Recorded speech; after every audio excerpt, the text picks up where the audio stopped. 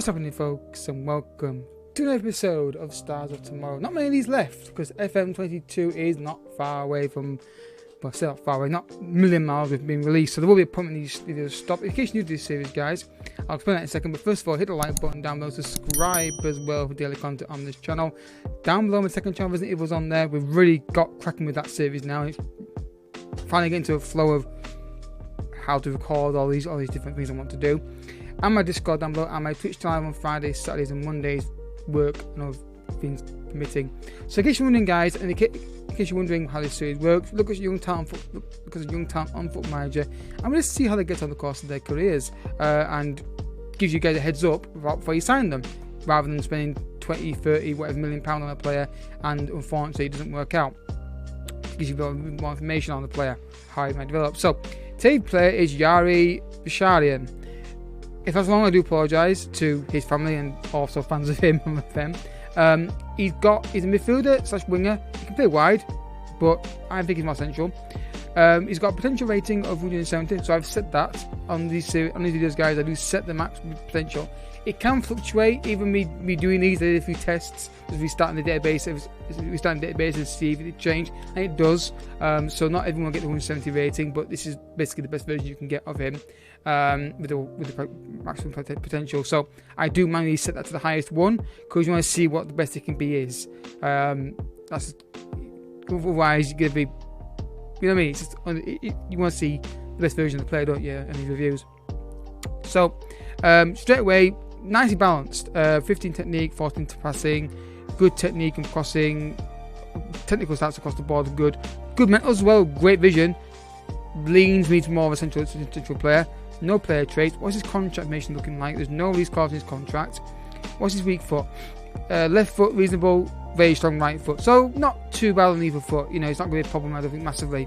When he signed his contract, actually, he signed it in 2019, so you could probably negotiate a deal for him in the first summer. So, first jump. Let's go out. Let's see if he gets on the first in 4 years' time.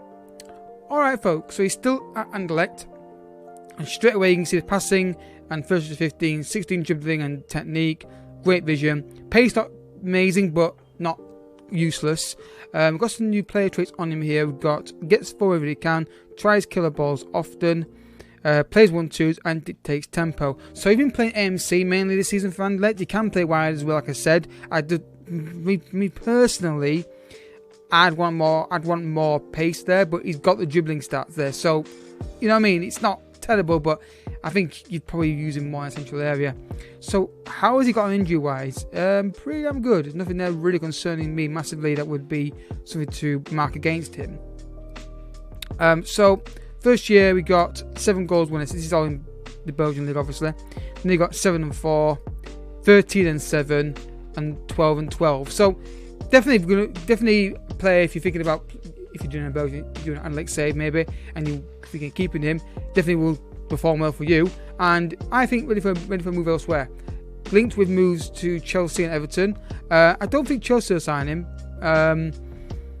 because I think they'll probably have a bigger scope of players. Everton maybe, I don't know. Just think how them works. Not to say how Everton would do things or Chelsea would. But yeah, has he got a clause in his contract? That's the point. No, but he's got a year extension. Again, each year is different, but there's no release clause there. So whether or not they put it in their own game, your game, I can't speculate on that. Right, let's continue. Alright, so again, technical stats basically stay the same. They've seen an increase on technique to 17. Mental stats insanely high, loving them. Anticipation, composure, decision making, vision, work rate, flair, determination, all fantastic. Pace still relatively the same. What's he got on his he's got dictates tempo now and look to pass rather than to score. AMC is where I'd play him. I would maybe get him playmaker. Or advanced playmaker. I don't think it'd be a problem playing him there either, to be honest. Injury record, a few injuries here and there, but it doesn't seem to really hinder his development much. So we got to this point here, 13-7, then 12-12, then 22 goals, 19 assists, 15-16, 12-14, 13-12. So he's blitzing the Belgian league. I think this guy could do a job in Premier League. I really could. I say Premier League, guys, because I'm in England. I watch Premier League more than the league, so it's just a good reference point. But do I think could this guy get into a top 5, top 4 side? Maybe not, but maybe someone who's trying to break into that, like a Leicester or Wolves. Thinking about on FM, for example. Again, if you get him earlier on, you might find he's one of those players that just doesn't kind of conform to his stats. That makes sense. You know, we've all those players where you look at their technicals, mentals, and physicals, but they're not like insanely in the 80s and 19s, but they're banging in goals and assists or great midfielders or whatever. So maybe this guy falls in that category a little bit there. But yeah, I want to see if he moves out of Belgium, but at least we've seen a good development here on him. And I think you put in Premier League, I think he'd hold his own in the right setup, in the right team, and all that kind of stuff. So final jump, let's go. Alright folks, he's moved to AC Milan, and we've seen a drop in physicality. Technicals have relatively stayed the same way at the start, really. Now they've gone back a little bit. A serious injury for broken lower arm. The player traits, again, these can maybe something you can change. They're virtually the same. Injury record, a few more up here, serious injuries. Now, of course, every save different, of course. It could be different in yours. How did he get on? So we got 15 and 16 there. Then 12 and 14, I forgot we got 13 and 12. Then 6 and 3, moved to AC Milan for £54 million. Ryzen, we got 2 and 2. Then got 11 and 6, 9 and 11, and then 3 and 5. Bear in mind, these years here were impacted a bit more by injuries. Yeah, a lot of money, so it could be a case of getting this guy early. Don't let this guy linger too long at Anderlecht.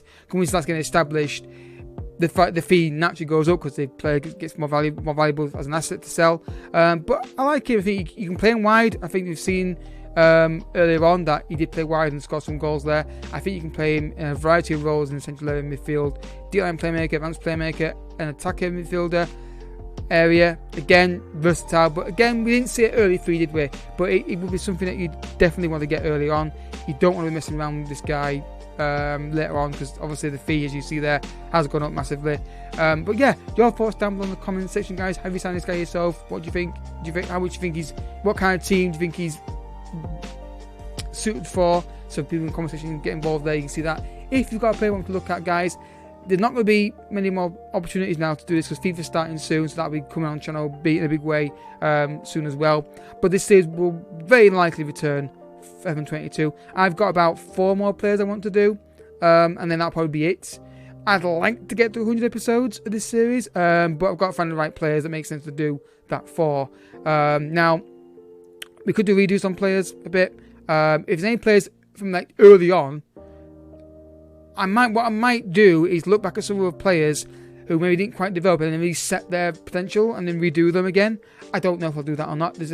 I'll see, but I'm looking for new players as well. And obviously these videos kind of are my favourite videos to do because they're not people that I'm sure.